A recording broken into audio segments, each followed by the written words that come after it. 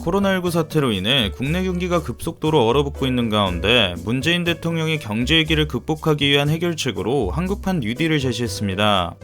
경제 대공황을 극복하기 위해 미국 프랭클린 루즈벨트 대통령이 추진했던 뉴딜 정책처럼 이번 코로나 사태를 이겨내는 방안으로 국내 실정에 맞춘 대규모 경기 부양 정책을 추진한다는 것입니다. 뉴딜은 게임에서 카드를 바꿔서 친다는 뜻으로 미국 32대 대통령 프랭클린 루즈벨트가 1933년 대공황으로 침체된 경제를 살리기 위해 추진했던 경제 부흥 정책을 뜻합니다. 미국의 전통적 자유방임주의 원칙을 대폭 수정하고 정부가 적극적으로 각 부문에 개입해 경제 문제를 해결한 사례로 꼽히죠. 루즈벨트는 뉴딜 정책을 통해 대공황이라는 사태로 걷잡을 수 없이 무너지던 미국 경제를 다시 정상 궤도로 올리는 데 성공했습니다. 1937년만 놓고 보더라도 미국의 국민 총생산과 산업 생산지수, 통화량 등이 대공황 이전 수준까지 회복됐으며 실업률도 대폭 감소했죠. 문재인 대통령은 지난 4월 22일 있었던 제5차 비상경제회의에서 한국판 뉴딜 정책을 추진하겠다고 밝혔습니다. 한국판 뉴딜에 관한 이야기는 이날 문 대통령의 모두 발언에서 언급되었는데요. 문 대통령은 관계 부처는 대규모 국가 프로젝트로서 이른바 한국판 뉴딜을 추진할 기획단을 신속히 준비해주길 바란다.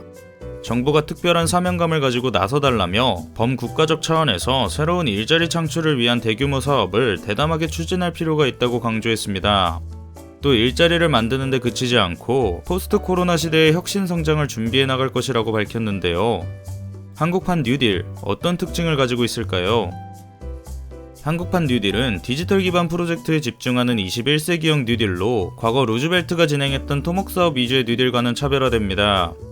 현재 한국판 뉴딜에서는 디지털 인프라 구축과 비대면 산업 육성, 그리고 사회 간접자본 디지털화, 이 세 가지 프로젝트를 주축으로 총 10개의 중점 과제가 제시된 상태입니다. 정부는 우선 디지털 인프라 구축을 위해 공공, 금융, 의료 등 주요 분야의 데이터 개방을 확대하고 민간 데이터맥 구축 등 데이터의 거래와 유통에 대한 지원을 강화하기로 했습니다. 이를 위해 비금융정보기관 신용평가업을 도입하고 교통 빅데이터 플랫폼을 구축하는 등 국민체감 핵심 6대 분야에서 다양한 변화가 일어날 예정입니다. 또 5G와 같은 네트워크 고도화를 위해 민간 5G 전국망 조기 구축을 촉진하고 공공 와이파이 등 정보 통신망 구축 작업이 추진될 예정입니다. 마지막으로 AI 대중화를 위해 음성 행동인식, 언어 시각정보 이해 등 AI 학습용 빅데이터를 조기 구축하고 AI와 소프트웨어 전문 인력을 집중 양성할 계획이라고 하네요. 비대면 산업 육성 분야에서는 맞춤형 교육 콘텐츠를 제공하는 AI 기반 원격 교육 지원 플랫폼 구축 등 미래형 디지털 교육 환경이 조성됩니다. 더불어 보건소 모바일 헬스케어와 화상 연계 방문 건강관리 등 기존 디지털 기반 비대면 의료 시범 사업과 코로나19 방역계기 시범 사업을 확대하는 방안도 추진됩니다. 또 디지털화로 점증할 사이버 보안 위협에 대비해 정보보호 전문 인력 양성도 확대될 계획입니다. 사회 간접자본 디지털화 분야에서는 도로와 철도 등 노후된 시설물을 스마트 관리 체계를 도입해 관리하고 국가 기반 시설 관련 데이터를 수집, 가공, 공유하는 사업이 확대됩니다. 또 도심 인근이나 유후부지에 스마트 물류센터 등 첨단 물류시설을 확충하고 로봇과 IoT 등 첨단 물류기술 실증을 위한 테스트베드가 구축될 예정입니다.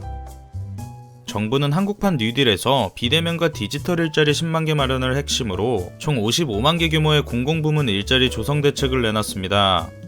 하지만 한국판 뉴딜은 총 55만 개의 큰 그림에 비해 세부적인 스케치는 아직 그려지지 않은 상태인데요.